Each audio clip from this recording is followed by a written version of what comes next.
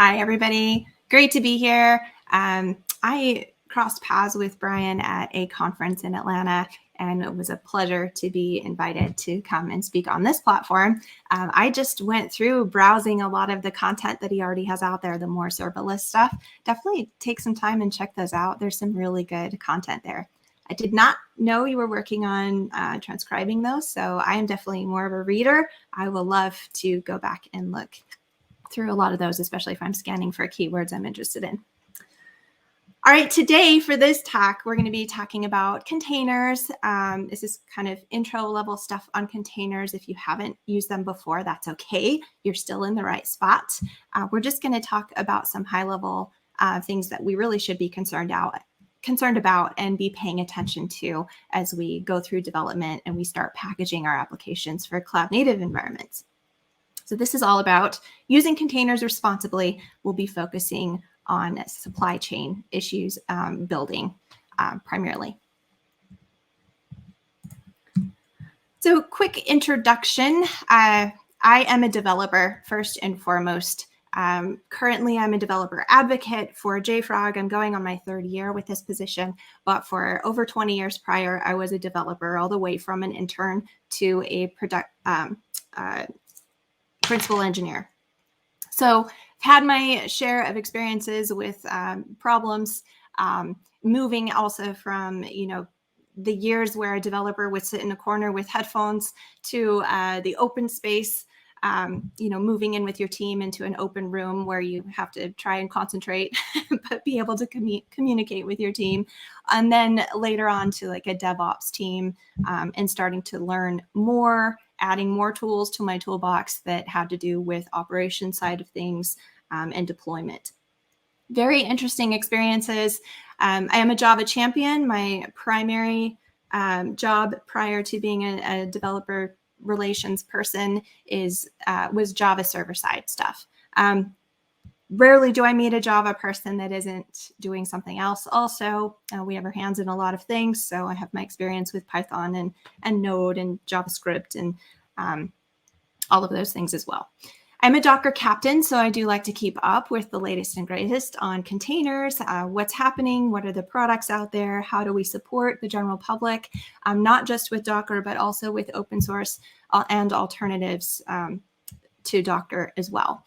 The idea is we want to be able to support developers. We want to be able to make your lives a little bit easier and make sure that we're not falling into places where we can shoot ourselves in the foot, cause ourselves some problems by copy pasting too much code. We will be going through some of that later on in this talk. Okay, so we are going to discuss how we use containers today, a little bit about how that's changed over time. We'll talk about building containers responsibly. We'll talk about containers in our software pipeline. We'll talk about managing our containers and then securing our containers, of course.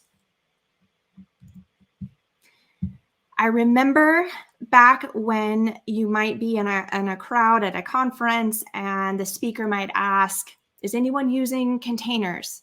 And maybe a few hands would go up. And today, that's very different. A lot of people are using containers. Maybe even if they're not using them in production yet, they might be using them, for testing purposes or for individual development purposes. It used to be that using Docker containers in production was considered risky. And even though the concept of containers has been around a very long time, this is really nothing new. Watching over time, them becoming so widely used over this past decade has been an incredible experience, really. This diagram I found at the Cloud Native Computing Foundation website. It actually describes the different stages of projects and the type of users that start adopting them over time. And I think this is a good graph. I mean, it's really for their projects, for that foundation, but it's also a good graph that shows how it can be applied to how container usage has increased over time. And if I had to pick a point where I think we're at on this particular diagram, I think we're definitely past that chasm, that period of time where people are experimenting, people are not sure if they want to adopt, but then we started getting on a roll. Some tools and frameworks have come out that have made the whole process a lot easier. And I think we are probably either in the middle at the peak or a little bit to the right, where we're talking about, conservative users starting to adopt container usage. There are some reasons, some dates in the past we can point out that I believe are good points. They will help us explain why we've seen an explosion of usage. Of course, in 2013, Docker is made over open source, so we see a lot of movement there. I believe that is prior to that chasm area in that last diagram. But in 2015, a lot happened. That was the time when the Open Container Initiative was announced. This is an organization that's under the Linux Foundation. It has the goal of creating open standards for container runtimes and image specification. Docker, of course, is a heavy contributor to that organization, but in their announcement of the establishment, it was said that over 20 organizations were involved in this. So clearly, containerization had evolved to such an extent that a number of organizations wanted to work towards some common ground for the benefit of all. And then 1 month after the OCI was established, the Cloud Native Computing Foundation was established. Part of that announcement was the official release of Kubernetes 1.0, which was donated by Google to the CNCF. So along with containers themselves, we now have advancement in the orchestration of containers. Obviously, that's going to help with adoption of getting these into production and using them more widely. It seems to me that it was around 2018 where containerization kind of crossed into that popular zone, and we started seeing this explosion. Some proof of that, which has been very interesting to go back and look. This is about when organizations started doing some research on who is using containers and how are they using containers, what are the runtimes they're choosing. And one of these was Sysdig. If you're not familiar with Sysdig, it's a company that provides a pretty powerful monitoring and troubleshooting tool for Linux. And they started observing their customers just to, get some trends, figure out what people are starting to do, what people are interested in their production environments. This one is one of the graphs that came from a yearly report that they do on this. It's primarily around discovering what are the runtimes that are popular. And in 2017, Docker was so prevalent, they didn't even have a graph, but they were only observing 45,000 containers. 2018, that doubled. But I want you to see what happens the next year. All of a sudden, they're observing 2 million containers, including SaaS and on-prem users. This was a pretty big jump. The next year, even 2020, another 2 million containers. This time, they say that this is actually only a subset of their customers. And also, we can see some changes in runtimes that are being used. One thing that's noticeable here is we have the Docker runtime, we have Containerd, we have Cryo. Those are all popular runtimes. However, you will see this Docker runtimes slowly go away because it's a little bit more than what you need in a runtime environment. And actually, Docker has revised their service so that they actually use Containerd as the runtime. So it makes sense you're going to see Docker runtime fall, Containerd go up. Docker uses Containerd by default now. So if you've got a newer version, that's what you'll be using anyway.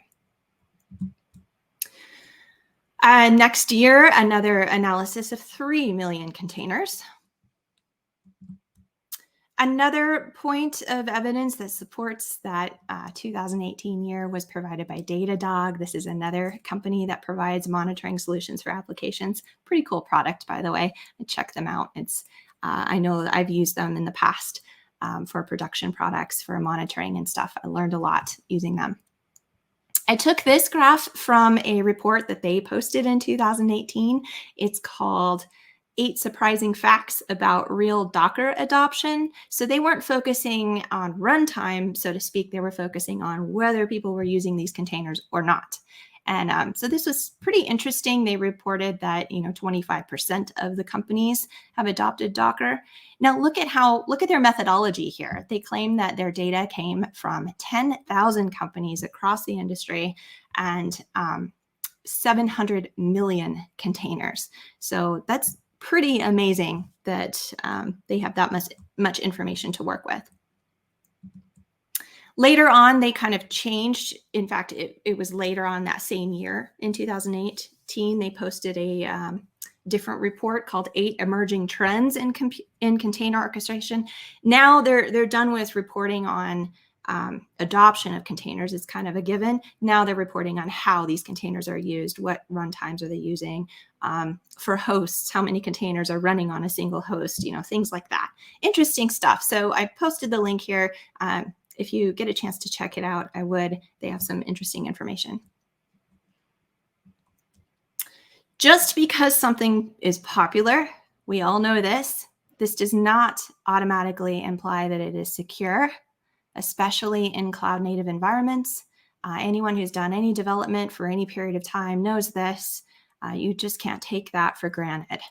Any product that you choose to use, any library or anything you choose to pull into your project, it's always going, there needs to be eyes on it to make sure that there isn't anything in there that's going to cause your organization that you work for a problem. Also, you can't take efficiency for granted.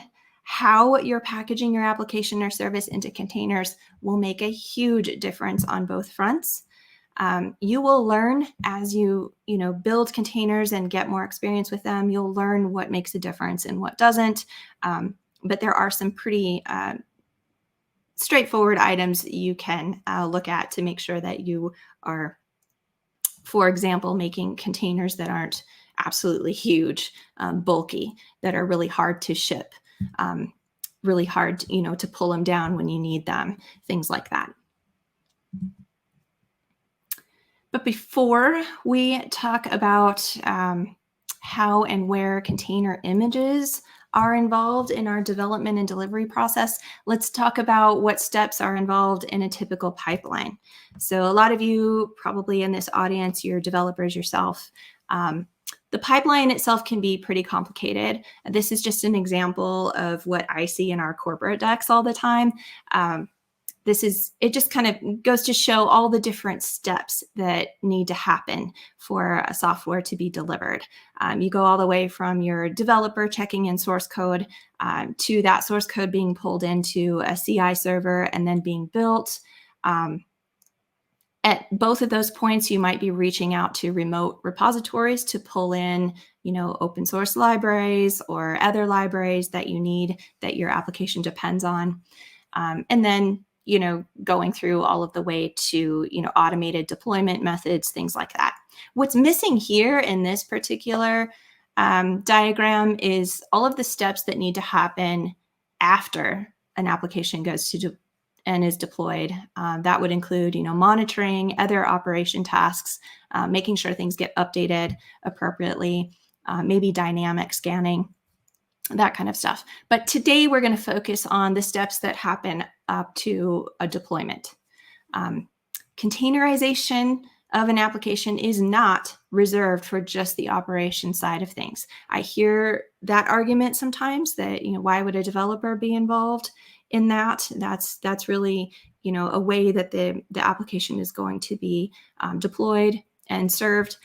But in truth, putting your application in an image is part of the build process. So a developer really does need to be aware of how that's working and what's going on. Also, just knowing that you're going to be using containerization or that you have a cloud native environment that you need to consider, this is going to affect your initial design decisions. We saw this when, microservices exploded and there were all of these different ways to split up an application so that you can have, reliability, you can scale it differently. Maybe a front end is scaled differently than the back end, things like that. So here's a simplified version. Let's get rid of that previous screen. That was pretty busy. This is just a simplified version of the pipeline all the way up to deployment, where In these steps, from development to continuous integration, testing, release, to deploy, where should we care about containers? So in the development side, devs, design the code, we build the code, we test the code, even if it's just sanity testing or, just making sure that the feature we just added actually works. We troubleshoot things in order to address bugs and make updates. And then we repeat this process. This is our life every day. So in that process, of course, is the build. Containerization is part of that build. It's also part of deployment. And I say even at the beginning, a development is interested in deployment because you need to be able to reproduce problems that may require being able to run a specific version of the app in a container.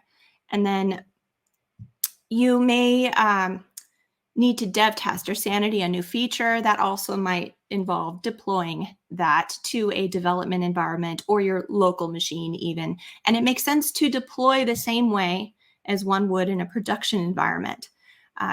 Consistency helps eliminate a lot of problems. And of course, this deployment is going to involve packaging in a container. Continuous integration. Artifacts are referred to here all the time. This is where source code is merged, updates are merged together. New artifacts are built based on that. There's automated unit testing going on in here. Artifact storage when testing and building is complete and successful. Perhaps alerts are sent. Build failures happen here, and then that is repeated. Build server is pretty busy all day, every day. It's our robot that keeps us running, keeps all of our team members in sync. This is where we are really concerned about how our containers are built. In continuous integration, this should be happening. This is where your artifacts, including a container image, will be stored for later steps in the pipeline. Testing. First thing you need is to pull that artifact, pull that image and deploy it somewhere so that you can test it. This particular stage I focus on, integration testing, how this container, once it's launched from a container image, how it interacts with other components in the application or service, things like that. You can also, go through a time where, if testing is satisfied, whether that's automated or manual, you may want to promote this artifact now to further along in the pipeline to prepare it for a deployment to production. And that's where we go to release. You may have a release process that this is another round of promotion, perhaps. You may be creating a release bundle in order to distribute it to clients or distribute it to endpoints where it's available. Finally, we have deployment. Again, when you're deploying, you need to be able to retrieve that artifact. That artifact, again, would be your container image, which you intend to launch into your production environment as containers. There are plenty of places to be concerned about in your pipeline. Definitely show that. But in my opinion, these are the two that we really should focus on, the development stage and the continuous integration stage. Most of our security and efficiency concerns with regard to containers can be addressed here near the beginning of your pipeline. This is the stages, both of them that result in these artifacts that we discussed, the container images that will move all the way into production. This is where that container image is produced. Let's talk about dependencies. If you're familiar with developing anything, I don't care what language you use, what type of application, most of the time we're going to be pulling in libraries that we have not written ourselves. Developers are pretty clever that way. Our applications and services are very complex today, and we're able to create them faster and faster because we aren't reinventing the wheel all the time. We are using stuff that other people have built that we've determined serves our purposes. We pull those in as dependencies, libraries that our application is based on. And then we write, code on top of that, of course, to use those appropriately. those dependencies that we pulled in have their own dependencies. And you can imagine this can make an application pretty huge, pretty full of things that a developer may never have been involved in developing at all, reading that. So it's really important to make sure you're paying attention to this. Containerization, building container images, is a whole nother level. Not only do you have your application that you need to pay attention to dependencies, now you're building another layer, another packaging around that could have its own dependencies. Now you've got to be considering OS packages. You need to be considering base images or parent images that you may be pulling in and building on top of. This can be seen in Docker files. Using a Docker file is pretty common. So we'll definitely start with that. There are other ways to build without Docker files. There's lots of tools and frameworks out there. I'm going to focus mostly on a Docker file just because that's pretty common. That's where a lot of people start with building containers. And it's a pretty standard way to represent the blueprint of containers as they, before they get launched into production. So you can use Docker Desktop for that. Obviously, Docker Desktop, depending on the size of your organization, it's going to require some money, a license for that. But it could be worth it considering they give you a lot of updates all of the time. You don't have, a separate maintenance team that has to maintain that.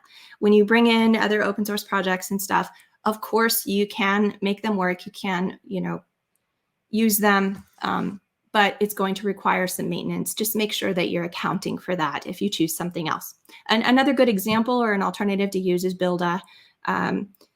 Builda is primarily for a Linux environment, but really good to step into and use if you're already in a Linux environment. Not as easy to use when you're on a Mac or Windows machine, which a lot of developers are on those as well. Docker Desktop has pretty consistent deployment across Mac and Windows and Linux. You can choose not to write Docker files as well. I have met developers that are pretty averse to learning how to write them. You can get yourself into trouble. It is something else to put on your plate. There are ways to build without Docker files. Build packs is one, but I would encourage you, even if you start with build packs, I'd encourage you to start learning how to do it with a Docker file just so that you can customize your images a little more. You may find that an image you've built with build packs may be a different size or include different things than one that you would write with a Docker file. So you do have a little more control when you're using a Docker file. Also build plugins. I'm a Java person, so used a lot of build plugins over time, both for Maven and Gradle.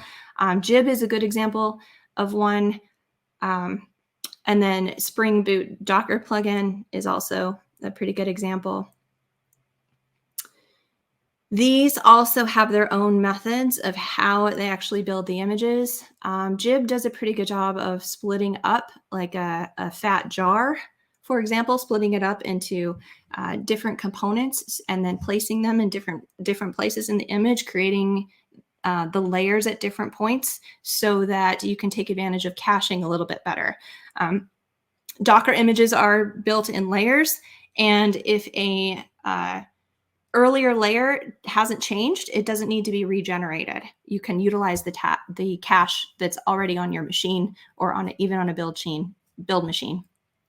And not having to regenerate layers is pretty valuable. It can save you a lot of time. So you can really optimize your image building experience by using something like Jib. Spring Boot Docker plugin, it actually uses build packs. Paketo build packs to be specific. So just because it's a plugin you put into your POM file, make sure that you've done your homework and understand how it's actually building under the covers. All right, when do you build? Obviously during active development, a developer may be building these images all the time. You could argue that it's not necessary, you're not interested in deploying, you're just looking at a feature, you're just, making some changes in the base code or whatever, or, the base application code, not interested in building the image. I'd encourage you to do that. I've been in plenty of situations where someone has made a change to the application code. They didn't consider even just sanity building and running on their machine just to make sure that it doesn't, horrifically fail. And it does. It happens. Anytime you tell yourself, oh, this is a simple change, it won't hurt anything, it likely will. So go ahead and do that build. Do your teammates a favor and don't check something in that will immediately fail when they pull it. During continuous integration, it's an obvious one. Your build servers are going to be building over and over again. Other times, we'll discuss that in a moment. I don't think there should be other times where you're building images. Again, we'll bring that up again later.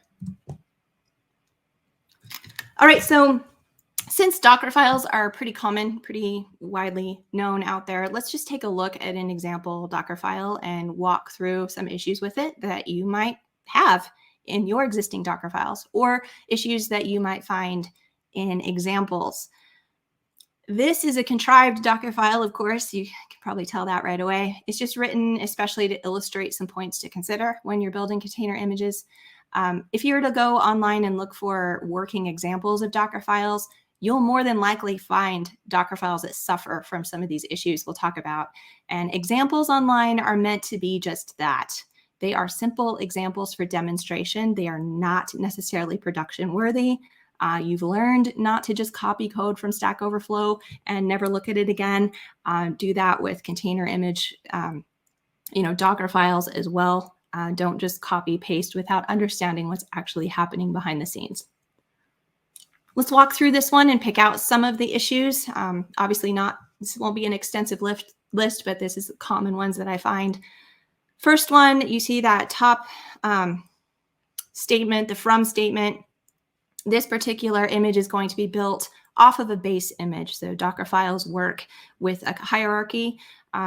If you don't have a base image, then that first line would be something like from scratch, meaning there's nothing else. This is the starting point.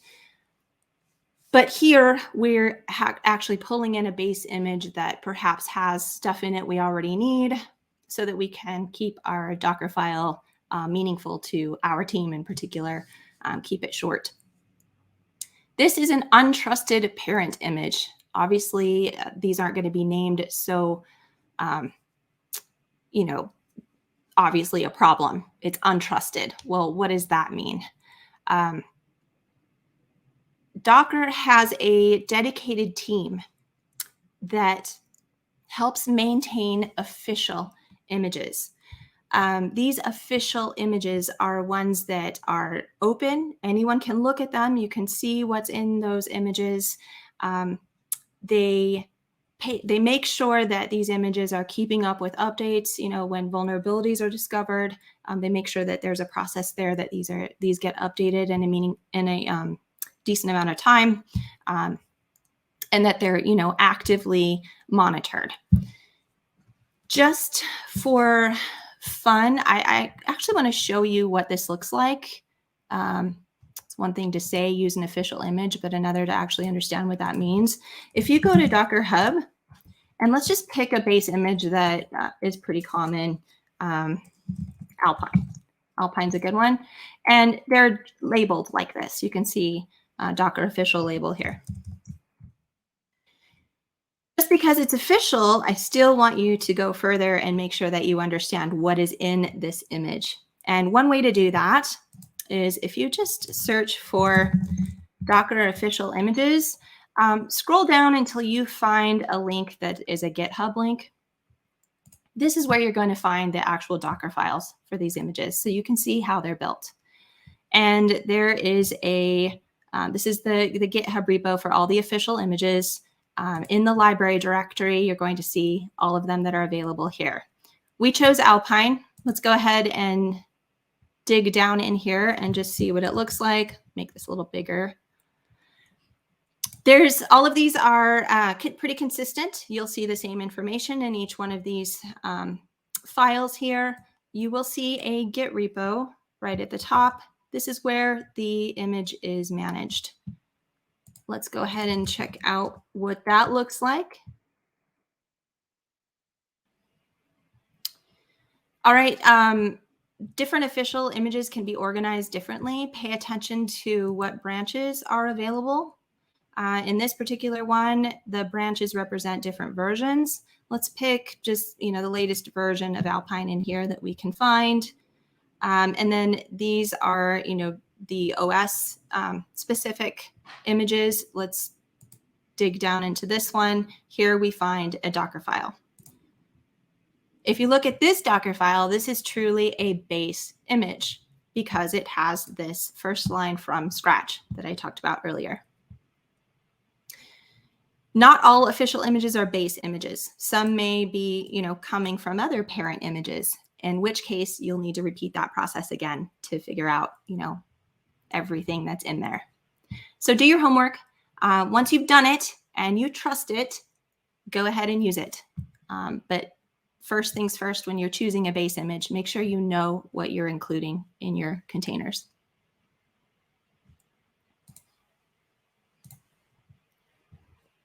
Okay, moving on. Lines 2 through 4. There's a couple of different problems here. So it turns out our base image in this case doesn't have some of the packages that we need, some OS packages. And so we go ahead and take the time to install them here. The problem with doing this is these packages, we aren't specifying versions. The next time you have to rebuild this image, you might get some later version of a package. And it's very possible, I've seen this happen before, where that latest version breaks everything. And sometimes it takes a while to figure out what changed between one build and the next to make everything break.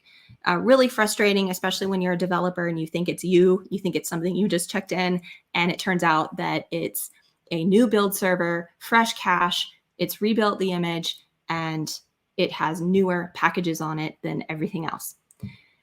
Line 4 has a package, the image is specified, the version is specified, which is very good, but it happens to be something that was not kept up with. It's old, it has vulnerable stuff in it, it needs to be updated and just hasn't. So another issue there. Make sure that even though you're specifying images, you can't stop there. Those constantly need to be monitored and updated when appropriate.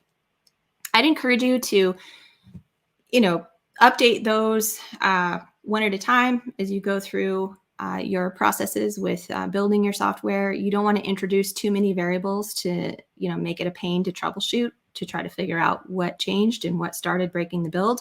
So be mindful of that, but always make sure to include time to do that. Okay, number 6, this is a copy statement. This is basically copying everything in your working directory, moving it to the daemon context that is used to build your image with Docker, and then copying it into the final image. Problem with this is it copies everything. You know how in source control you have a git ignore file? There's also a Docker ignore file that you can use to prevent this. Reasons you care is it takes forever. You're copying things that you don't need. There may be test stuff, there may be logs, there may be configuration stuff that's specific to your development environment. There could even be secrets.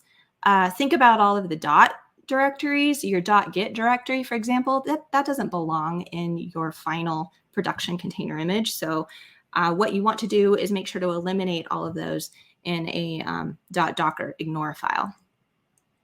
Moving on, number 7, I see this a lot. This is relying on an external resource. I see curl statements, I see wget statements. It's one thing if this is a location or a script that you control and that you manage, but the moment you introduce something external like this that you don't have control over, or you don't control the times that it gets updated, that's a big problem. I've had this happen before. This script could be updated. It could be updated in a way that is no longer compatible with how you are building your application, putting it together. It could be deleted. It could be moved to another location, and you don't. It's irritating to find that out, especially in your build server. Just all of a sudden won't build anymore because it can't find this resource. Then you have to go track it down, then figure out if you've got the right version, the right one. It's a pain. So what I'd suggest is, instead of relying on a curl statement or wget, whatever resource it is that you need for your application, pull it in internally and store it in your own repos. That way you manage the updates of it, you manage where it's at, you have a little bit more control. Lastly, the last one I'll talk about is line 9. There's a start script that when this container launches, this start script is called. It's going to run as root. Unless you designate or create a group and a user in here, and then run that start script with that user, it's going to run as root. Not the best idea. Follow that principle of least privilege. Make sure that this script only has access to things it should. If you need to run as root, make sure you have good reasoning for that. Don't just do it by default. So again, base practices, just a quick summary. Use trusted or official images. Don't use bulky images. I say that one because sometimes a base or a parent image could be used that includes Maven, or it includes Node, NPM stuff. These make your images pretty bulky and pretty large, and you don't need these package managers or build tools in your production image. It doesn't belong there. It just makes your image bigger. So one thing you can do is use multi-stage builds. This is a way where you can do the build in a Docker file, but then you can transfer the results of that build to a smaller base image and be able to do it that way. Specify all versions, of course. Use a Docker ignore file. I worked with containers quite a while before I even knew that file existed. So now you know, so you have no excuse. Make external resources internal. And then, of course, do not run processes as root. Okay, we talked about some tools that you can use that use Docker files. Obviously, Docker Desktop is a good one. We talked about it not being free, but consider the advantage that you get with support and its consistency and installation. Builda, again, there's a link here for Builda. It is intended for Linux. Docker is not required in order to build images using Builda, but Builda does not include everything you would want as a developer for like starting and managing containers on your machine. You'll need to use something like Podman. They work very well together. Use Podman to start and manage your containers. If you just hate Docker files, you just don't want to use them, there are options available. Just understand how they're actually working. Here's a link to build packs. Build packs, they are basically opinionated builds. The build pack that you use is determined by the type of app you're building. So for example, a Python build pack looks for a setup.py file, Python file, or a requirements.txt file. A Java build pack is going to look for like a POM file, perhaps. And then the build pack you go into a build phase, and that's when you might use a package manager like Maven or pip install, for example. These are pretty widely supported. The Cloud Native Build Packs project is part of the CNCF. There's a specification there. You need to use a tool called Pack CLI in order to utilize build packs. You can configure it in different ways. There's nothing like reading the documentation on this stuff. There are things you should configure, like what registry you're pulling from, that kind of stuff. Build plugins. We talked about Jib a little bit, Spring Boot Docker plugin. They're also very simple to add to your existing build file that you're very familiar with as a developer. Jib is interesting. It builds and pushes an image to a registry. So you do want to configure that, make sure the registry is appropriate. I'm a little iffy on that pushing part, just because I don't think a developer should be pushing images anywhere unless it's a dev only specific place. That's, one option, but that's certainly not something that you would be promoting or moving along the pipeline. That would be just for dev purposes or, research and development purposes, that kind of stuff. Another thing about Gib, pay attention to the defaults. Gib actually, the default is assumed to be a distroless image. Distroless images are, you can Google for those. There's many that are built by Google, actually. They are custom-based images that are as slim as possible, as small as possible, with only the absolute tools that you need in order for, for certain types of projects like Java or so these are very, very small images. That's the default that Gib uses. So if you don't want to use a base image that's a distroless image, or a distroless image doesn't have everything you need in it, then you're going to need to configure that to use a different base image. And then lastly, we already discussed Spring Boot Docker plugins use the Paketo build packs. So convenient, but just understand how build packs works. One thing about build packs is, there's like intermediary images that need to be used, the build images. These are external resources. So you might find it valuable to make custom builders for yourself and pull those into your internal environment rather than constantly pulling in a new version of these build pack images.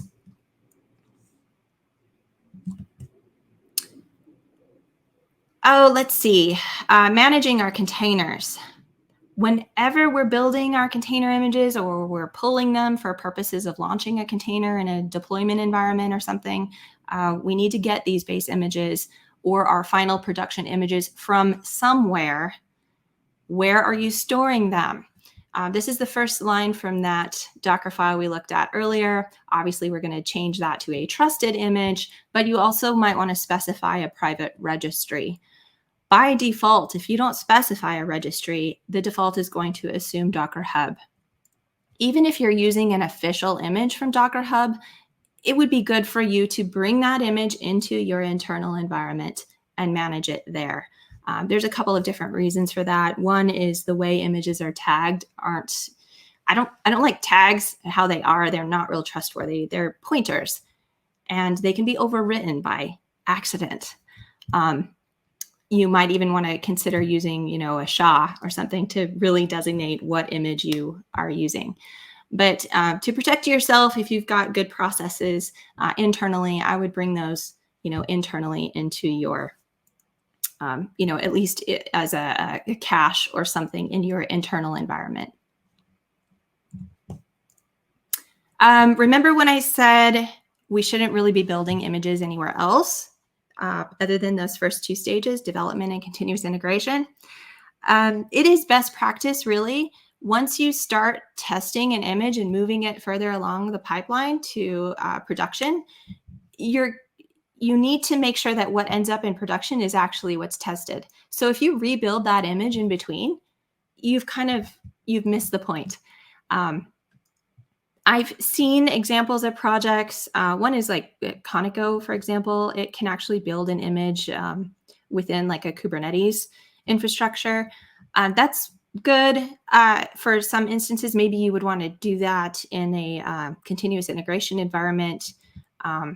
But doing that in production is not really a good idea because you're rebuilding something. There could be something you missed.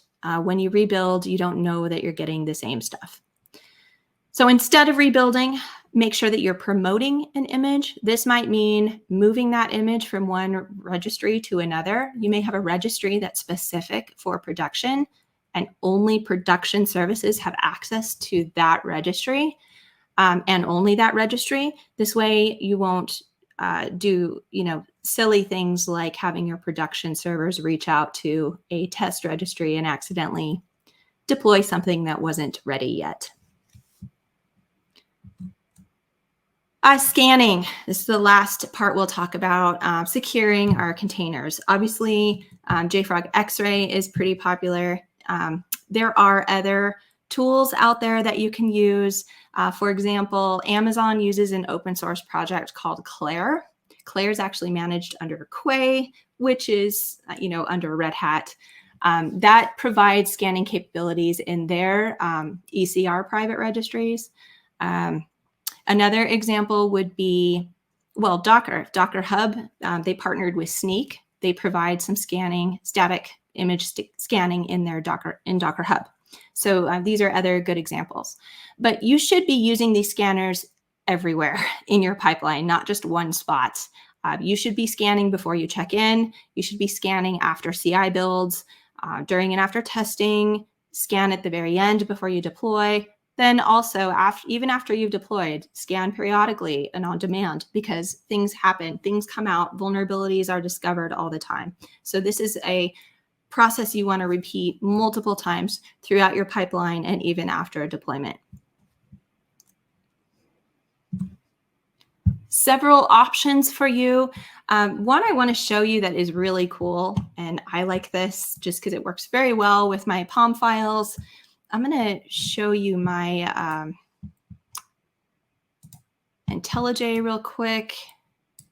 So here I have a project that I brought in, and it has a POM file, and I've connected it to JFrog X-Ray. And I can get immediately, information about some of the problems with this Spring Boot starter test libraries and dependencies. I can find out more information. This is pretty small, but you can get some detailed information, where a fix might be, that kind of stuff.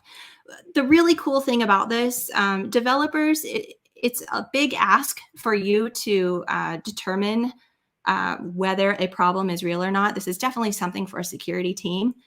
But let's say you see a bunch of problems. You don't want to, go investigate each one, but you are immediately aware that there are updates available out there. You might want to take the time, go ahead and just change your POM file, get the latest update, and you can get new information and discover that, maybe you're in a better place with no vulnerabilities to work out. It's pretty advantageous because you can do this even before checking the code in. Saves everyone a lot of time. Another example of something that you can use if you happen to be using Docker Desktop, they have extensions available. There's quite a few extensions available now. These are interesting. This one is the JFrog X-Ray extension. You can also view vulnerabilities here. This basically, you take anything that's on your local machine and you can scan it. So if you've been working in your local Docker file, for example, you're ready to build new images and you want to check those changes in, you could actually build your Docker image right then and there and scan it right then and there before checking anything in. Pretty helpful. With any of these, make sure you understand where the source of information comes from, whether it's open source, whether it's a paid service. There might even be differences in like subscription levels. Make sure that you understand what level of protection you get, because all of this information come from databases behind the scenes. It's good to know who's updating these databases, who's managing these databases. All right, here's just some other options for you. Frogbot is interesting. That's for scanning in GitHub repos. There's quite a lot of other options out there too. That's helpful too. You've got your source code right there. You might as well start scanning dependencies right there. So lots of options. We have no excuse to be putting some of this into our pipelines. Okay, that is it. I think I've filled you with a lot of information. You have a lot of homework now to go look at your own pipelines and your own Docker files. Make sure you don't have any of these problems that are obviously fixable up front. If there's any questions. I'm muted. Hi, Melissa. That was really great. We did have one question. I have some questions of my own, but Folks, if you have any questions, we have a few minutes here that we can ask Melissa any questions about her presentation.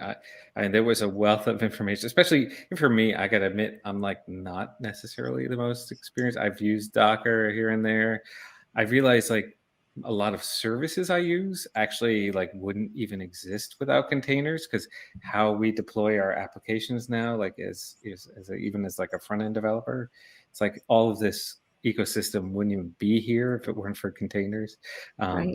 Things like Netlify as an example, right? Like it's all containerized. So I often outsource my containers to somebody else who's doing that stuff. But I really loved the part where you went line by line, because I think that like, because I was even going to ask you, because you talked earlier about going through and investigating what like the base images and things like that of containers, and how would somebody, like if you're particularly somebody like say me who's not that experienced, like identify those problems. And I think you kind of cover that in that. I mean, are there other like glaring examples? I mean, or would you use a scanner to identify those problems in the base images?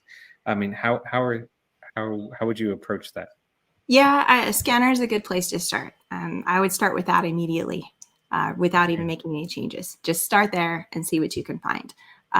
Oftentimes you'll find, base images that, maybe using a old version of Ubuntu or an old version of Java was installed, or something, something that has obvious problems in it that you didn't write yourself, but they are there sitting in your container.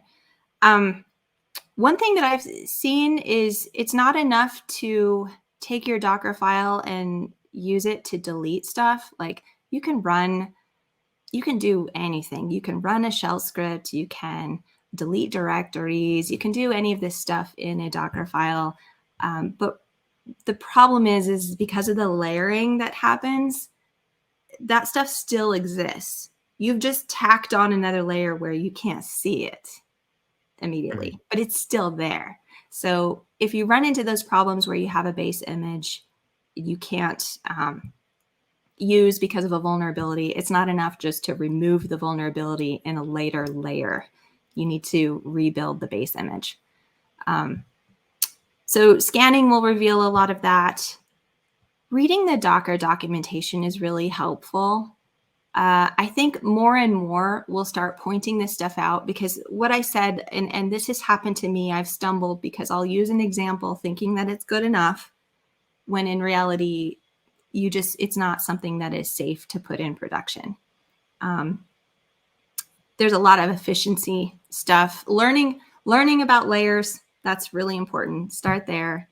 When you start installing other things, other OS packages, you might want to keep all of that in one line, for example. I would focus too on your processes that happen before you even containerize. So X-Ray will go deep into the layers and actually discover problems within your application. So even if all you've done to containerize is copy a jar file into a container and then run it, that kind of scanning will find problems in your application. So make sure you're dealing with those, so that by the time you're containerizing, you're mainly concerned with OS packages and base images. Cool. Okay, good advice. So I've got a couple of questions from the audience. One is, out of curiosity, what do you or your org or team use to run containers locally and to build images? Oh, to run locally, I use Docker Desktop. I like it. Minikube is good. That's a good one. When it comes to needing to launch, multiple containers or dealing with any problems that might come up with scaling, we've got development environments that we deploy to, and those have Kubernetes backing them. So that's what we use. Okay, good to know. And then actually, we can end on this question because it's not really related to containers, but okay. But somebody asked, "Is that a guitar in the corner next to the piano?" That is a cello. A cello. Are you a It's a cellist? cello back there. It's actually my daughter's. She was a cello player, and it's funny you bring that up because she just bought a guitar last week, so she's Oh, ready. okay. Yeah. She's moved on from the cello. I guess, Yeah. Yeah. So it's mm, been sitting there for a while. I keep wondering if I'll break it open. I have in the past. Right now, it has a broken string, so I need to get that fixed. But okay. It's funny what people notice, right? Like, yeah. so somebody obviously was curious. Okay. And for what it's worth, they were excited by the fact of it being a cello. So that's great. Cool. All right. Well, Melissa, this was fantastic. I definitely learned a ton. I think you had some great advice. I think I would bookmark this and go straight to that section where you start digging into that file. I think that's kind of like a reference for folks. I don't know. Do you have it out there somewhere that they can I access? do actually. I was gonna let's see. Okay, so the top link right there, that's actually a full-on talk that I've done at another conference that goes through some of those items line by line as well. It's might Okay. be a better visualization, and there's some extra stuff in there too, in addition to what I talked about here. So Excellent. Okay. that one would be a Great. good reference. Excellent. That is a good. Okay. Good to know.